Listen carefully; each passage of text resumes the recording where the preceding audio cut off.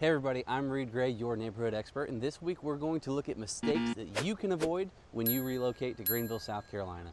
Just like you, I relocated to Greenville, South Carolina, and I've been here for about 10 years now. I absolutely love living in the upstate, and I hope that you do too. If you're considering moving to the area, then you're in the right place. What I do is my bread and butter of my business is helping people just like you relocate to our area. So today we're going to look at some things that we can avoid when moving here to make your move as smooth as possible. All right, so the first thing that you can do to help yourself is do your research, which you're doing right now by watching this video, so thanks for tuning in.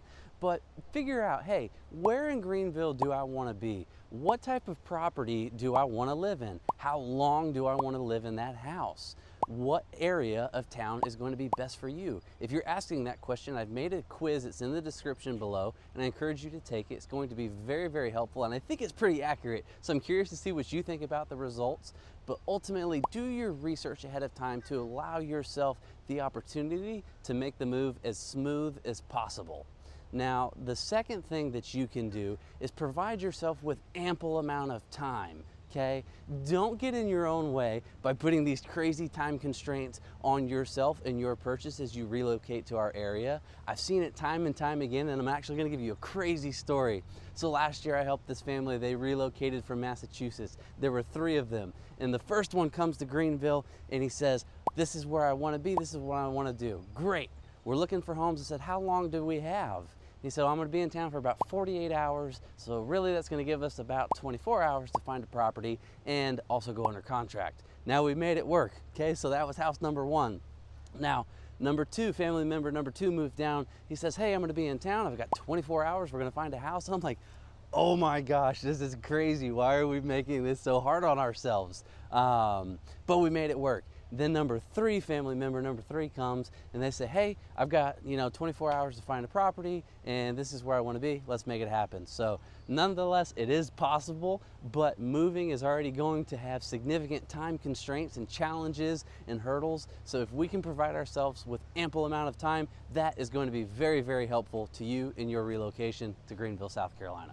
The next tip that you can use when you're moving to Greenville, South Carolina is please visit before you move. If you're considering relocating to our area and you're just like, hey, I'm going to move to Greenville, and you never visit, it's going to make things a lot harder on you. Believe it or not, I've actually helped people do that before. But before you move, make sure you come and visit. Give yourself enough time to figure out where in Greenville you want to be. There's also a resource. It's called Make Greenville Yours, and it's a tour with a gentleman named Mike Cruz. I've actually had him on the channel here before. If you get an opportunity, go back and watch that video because he is a wonderful resource where he's going to drive you around our area. He's got 2 different tours. I believe one is 2 hours and the other is 4. It's a great investment of your time to figure out what part of Greenville is going to be best for you. Now, obviously, I mentioned in my channel, we have our neighborhood quiz, and again, that's in the description below. So make sure you check that out. But come and visit, get a feel for the area, where you want to be, and also when you're visiting Greenville, South Carolina, let me know. 1, I'd love to meet you, but 2, if you want, I can help put you up at the beautiful West End Poinsett Hotel with our corporate discounted rate. So a lot of great things that you are going to enjoy about visiting and find helpful in your relocation to Greenville, South Carolina. So we're down here in Falls Park right now, and the next thing that we're going to look at to help your relocation be successful is probably going to confuse you a little bit and maybe blow you away, but I'm just so salesy. It's okay to rent before you buy. And the reason being is if you come to Greenville and you automatically purchase, you might find yourself in a couple months say, oh man, this isn't exactly where I wanted to be. So if you come to Greenville and you rent and you spend 3, 6, 12 months, however long in a rental property, that's going to afford you the opportunity to figure out where specifically in Greenville you want to be and ultimately help make you the best purchase possible. So if you're moving to Greenville, South Carolina, and you don't currently live in South Carolina, don't rule out renting because that may be very, very helpful for you in your move to our area. All right, so the next thing that is going to help you when you relocate to Greenville, South Carolina is work with your realtor to establish the parameters that are going to be important in your search, right? What type of property? Where is it? How much does it cost? Is it a new home? Is it an established home? All of those things. So when you come to Greenville and we're looking at homes, right? A lot of times people are going to say, I want to go to Easley, I want to go to Powdersville, and I want to go to Greer and Simpsonville. And then we're going to go see all those homes, right? And at the end of the day, you're like, oh my God, which ones did I like? And it's going to be really hard because it's going to muddy the waters, and you're going to say, well, that wasn't very helpful because now I still have all of these things in my decision and I don't know which home to choose, right? So before we go look at homes, we're going to say, hey, listen, this is our criteria, this is where we want to be, and this is what we're looking for. And it's not a competition of how many homes we can see. It's, hey, let's just go find that right one. Now, I know a lot of times when you're moving from out of state, you want to make sure that you're not missing anything. And oftentimes that's why we end up in so many different locations. But ultimately, if we can just go find the right one, understand clearly what that looks like ahead of time, that is going to save you so much headache, so much heartache, and it's going to make your move to Greenville that much easier. All right, so the next thing that you need to know, and please avoid this mistake, is know the market that you're moving to, right? And obviously that's kind of my area of expertise, and that needs to be communicated with you. But when you're moving to Greenville, and real estate is hyper-local, so even Simpsonville might be different than parts of downtown Greenville, right? But let's say you're moving from California and you're like, oh, well, in California, we like to list our properties for this much, and then really the seller wants to take this. That's the way that real estate works out there. Maybe, I'm not sure. That's not really the way that it works here, and it is kind of a trend that we do see sometimes.